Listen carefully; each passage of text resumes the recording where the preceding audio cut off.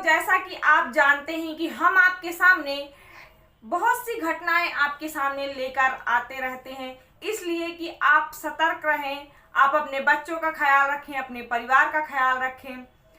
आपको सही और बिल्कुल सटीक जानकारी देने की हम कोशिश करते रहते हैं। लेकिन आज की जो घटना है दोस्तों, वो आपका दिल दहला देने वाली है।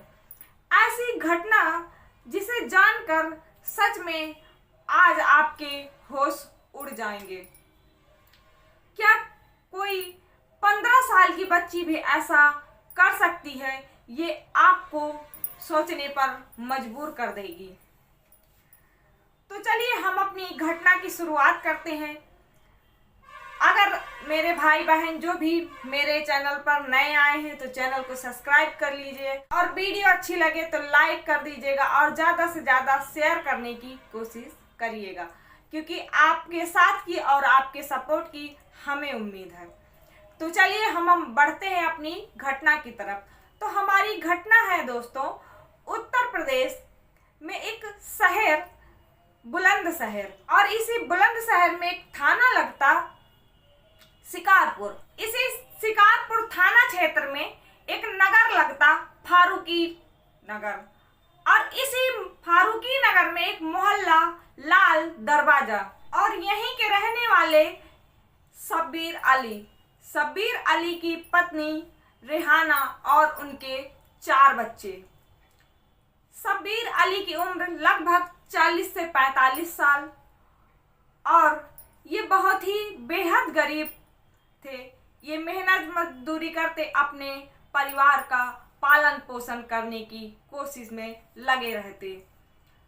ये सामान ढोने का काम करते। इनके पास एक ठेला था और वो ठेले को ले जाते और जिस दुकान का सामान मिलता दूसरी दुकान में ढोने के लिए वो ऐसा काम करते। इस दुकान से उस दुकान सामान ढोने का काम करते, और जो भी उनको मिलता इससे वो अपने घर को चलाने की कोशिश करते, बच्चों को अच्छी परवरिश देने की कोशिश करते। ये बहुत ही मेहनत कर रहे थे अपने परिवार को अच्छा कुछ देने की। घर के नाम पर एक छोटी सी कोठरी रहने के लिए और खाने पीने के कुछ बर्तन, और इनके पास कोई व्यवस्था नहीं थी। ज़्यादा इनके पास सामान भी नहीं था, थोड़ा बहुत इनके पास सामान था। अब ये इसी तरह इनका गुजारा चल रहा था। ये मेहनत करते, अपने बच्चों का पालने की कोशिश करते। अब इनका व्यवहार जो था वो बहुत अच्छा था। ये जब भी बाहर निकलते तो कोई अगर रास्ते में मिल जाता तो उनसे दुआ सलाम करते। दुआ सलाम करे बिना जाते नहीं, हंसकर बोलते, सभी से व्यवहार अच्छा रखते। लड़ाई झगड़े से दूर दूर तक उनका कोई वास्ता नहीं था। जिससे भी मिलते अच्छे से और प्रेम से मिलते। उस मोहल्ले में सारे लोग इनको जानते और इनकी बड़ी प्रशंसा भी करते कि ये बहुत अच्छे नेचर के हैं और बहुत अच्छे से बात भी करते हैं। भले ही उनके पास पैसा ना हो, लेकिन वो इंसान अच्छे थे और सीधे साधे थे। ऐसे ही समय गुजरता रहा। वो दिन आया 17 मार्च 2024 की सुबह। इनके घर से बहुत तेज रोने और चिल्लाने की आवाज़ें आ रही थी। बच्चे बहुत तेजी से रो रहे थे, अम्मी अब्बू कर चिल्ला रहे थे। आस पड़ोस वालों ने जब आवाज़ सुनी तो उन्हें लगा कि पता नहीं क्या हो गया है, आज इनके घर से बहुत तेजी रोने की आवाज़ आ रही। लोगों ने सोचा कि शायद कोई ज़्यादा बीमार है, इसलिए सारे लोग उनके घर में आवाज़ सुनकर गए। जब वो अंदर जाते हैं तो जब वो अंदर जाते हैं और देखते हैं तो उनके पैरों तले जमीन खिसक जाती है। उनके दिल दहल जाते, वो उनकी आंखें फटी की फटी रह जाती। वो ये देखकर बहुत ही हड़बड़ा जाते कि अरे ये क्या हो गया। उनके जो शब्बीर अली थी और उनकी पत्नी दोनों खून से लथपथ और मृत अवस्था में पड़े हुए थे। लोग सहम गए ये देखकर नजारा, और उन्हीं में से एक लोग पुलिस को फोन करता। पुलिस आती, डेड बॉडी को अपने कब्जे में लेती, छानबीन करती, देखती, लेकिन उन्हें कोई सुराग नहीं मिलता। अब मोहल्ले वालों, जो आस पड़ोस के लोग थे, उनसे पूछताछ करती पुलिस की, आखिर आपने ऐसा कुछ देखा, इनकी किसी से दुश्मनी थी, क्या मामला था? तो सारे लोग बताते हैं कि ये बहुत अच्छे थे, इनकी कोई से क्या दुश्मनी हो सकती है, इनकी तो किसी से दुश्मनी भी नहीं हो सकती, क्योंकि ये लड़ाई झगड़े के पास ही नहीं आते थे, ये बहुत दूर रहते थे और सबसे जिससे भी मिलते बहुत अच्छे से, प्रेम से, और इनके पास भले ही पैसा ना रहा हो, लेकिन अगर किसी की मदद होती किसी चीज़ की तो ये अपने शरीर से खड़े रहते, उसके साथ सबका मान सम्मान करते, किसी से कोई इनको गिला शिकवा नहीं थी। पुलिस वालों ने देखा कि इनके घर में तो चोरी करने के लिए भी कुछ नहीं है। अगर ये सोचा जाए, इस एंगल से देखा जाए कि शायद चोर घुसा हो और उसने चोरी करने के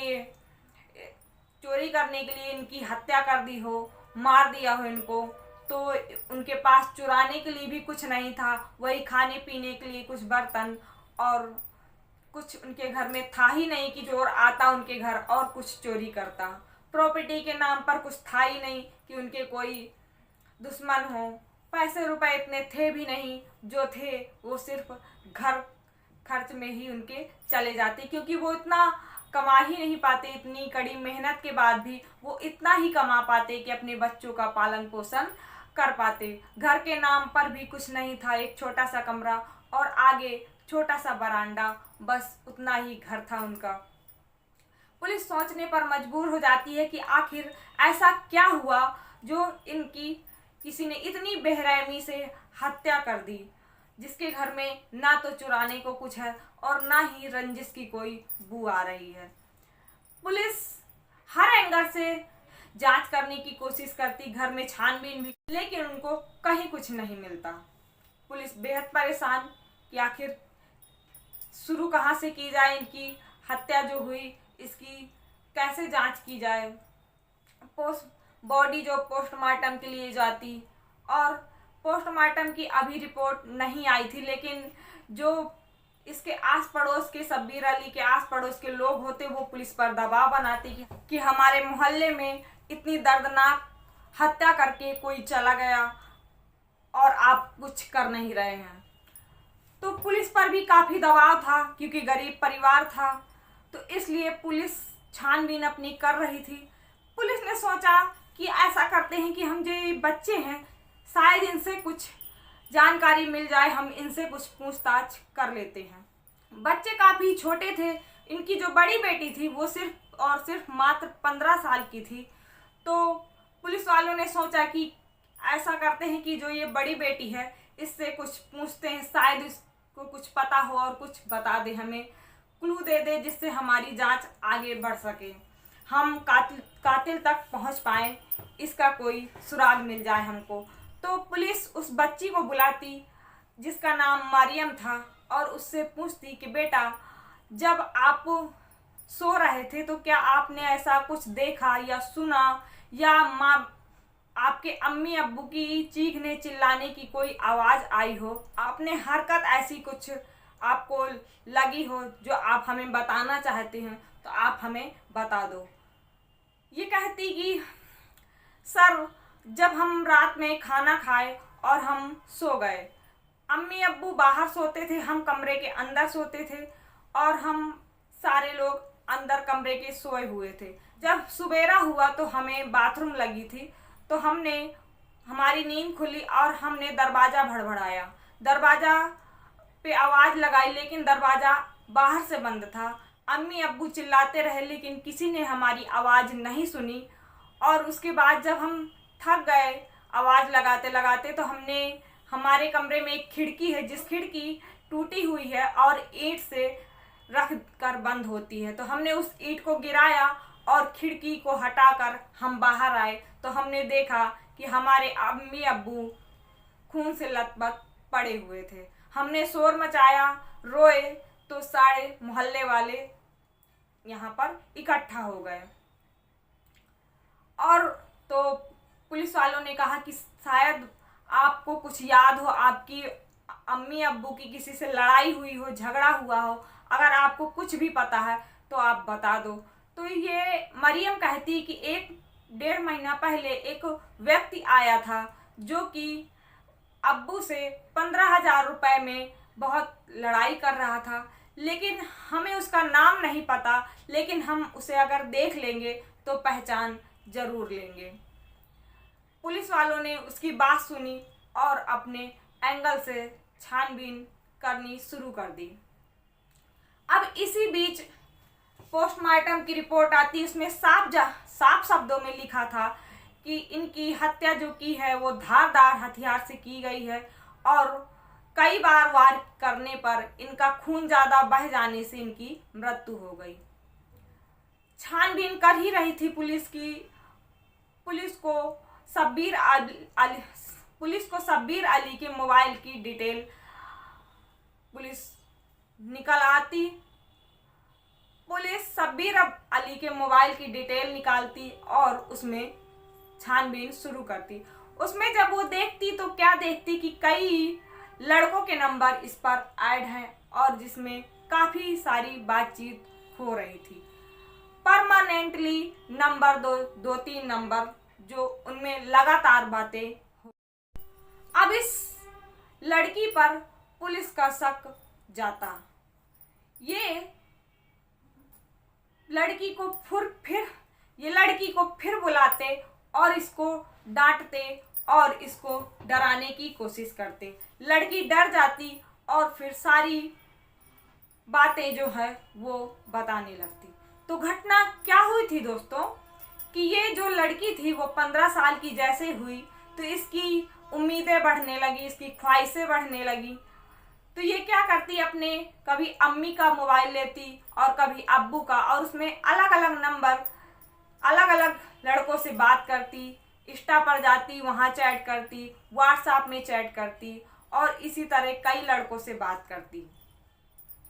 अब जो शब्बीर अली के एक दोस्त थे जिनका नाम शकील था, वो एक दिन इसके अब्बू से मिले और इसके अब्बू को बताया कि देखो यार, तुम मेरे दोस्त हो तो इसलिए मैं तुमसे कह रहा हूँ, तुम्हारी लड़की जो है वो कई लड़कों से बात करती है और चैट करती है, उसको समझाओ, क्योंकि बहुत लोगों को मैंने बात करते हुए सुना है, इसकी चर्चाएं बहुत चल रही हैं। तो शब्बीर अली क्या करते, घर आते और अपनी पत्नी को बताते ये बात, और पत्नी और शब्बीर अली मिलकर दोनों उसको मरियम को डांटते, समझाते, मारते पीटते। और इस वजह से ये मरियम अपने माँ बाप से इतनी नाराज हो गई, उसने सोचा कि मैं बहुत बड़ी हो गई हूँ, मैं बहुत समझदार हूँ, जैसे कि आजकल के बच्चे करते हैं। उनको लगता है कि हम माँ बाप से ज़्यादा समझदार हैं, माँ बाप से ज़्यादा ज्ञान है हमको। तो वो क्या करने लगी कि अब मोबाइल में वो ये सर्च करने लगी कि किसी का मर्डर कैसे किया जाए। अपने दोस्तों से, अलग अलग दोस्तों से बार बार कहती कि मुझे नींद की गोली लाकर दे दो। उनमें से कुछ इसके दोस्तों ने उसको नींद की गोली लाकर दी। और इस रिहाना का क्या रूल था कि ये रोज शाम को ये चाय पिया करती थी। तो उस दिन उसके अब्बू भी घर में थे, तो मरियम ने चाय बनाया और उनमें से 10-10 गोली नींद की उस चाय में मिला दी और अपने अब्बू और अम्मी को दे दी, जिसे दोनों लोग ने पी ली और वहीं उनकी आंखों में ऐसी नींद छाई कि वहीं पर वो सो गए। अब आप समझ सकते हैं कि जब 10-10 गोली का डोज होगा तो होश कहाँ रहे, होश हो गए। और इस मरियम ने फिर क्या किया कि इसने कई दिनों से एक कुल्हाड़ी को ईंट से रगड़ रगड़ कर उसको रेतती थी। उस दिन जब वो बेहोश हो गए, वो कुल्हाड़ी निकाला और अपने अम्मी अब्बू पर कई वार किए, जिससे उनकी जान चली गई। उसके बाद उस कुल्हाड़ी को जहाँ खाना बनाने का थोड़ा कबाड़ का सामान रखा था वहीं पर उसको छुपा दिया और फिर उसी खिड़की से, जो टूटी खिड़की थी, बाहर का दरवाज़ा कमरे का बाहर से लगाया और उस खिड़की से अंदर गई और उसको खिड़की को सही कर लिया और जाकर अंदर सो गई। सुबह होने का इंतजार करने लगी। जब सुबह हुई तो ये बाहर आई और रोने पीटने लगी, चिल्लाने लगी, अपने भाई बहनों को जगा लिया, जिससे वो शोर मचाने लगे। इसे सुनकर पुलिस वाले दंग रह गए कि 15 साल, मात्र 15 साल की बच्ची कुछ भी अपने माँ बाप का सिर्फ और सिर्फ इसलिए कत्ल कर दिया क्योंकि उन्होंने इसको रोका टोका, इन्होंने इसको समझाने की कोशिश की, सिर्फ और सिर्फ इस बात पर अपने माँ बाप दोनों का कत्ल कर दिया। हालांकि वो 15 साल की थी, इसलिए उसे बाल सुधार केंद्र भेज दिया गया। अब आपकी इस घटना पर क्या राय है और क्या सलाह है, आप हमें अपनी राय हमें कमेंट सेक्शन में भेज सकते हैं। आपकी राय की, आपकी सलाह की हमें बेसब्री से इंतजार रहता है। आज की ये घटना आपको कैसी लगी, आप हमें कमेंट में ज़रूर बताइएगा। आप मिलते हैं एक नई वीडियो में एक नई जानकारी के साथ, आपको सतर्क और आपको सचेत करने के लिए। तब तक के लिए जय हिंद।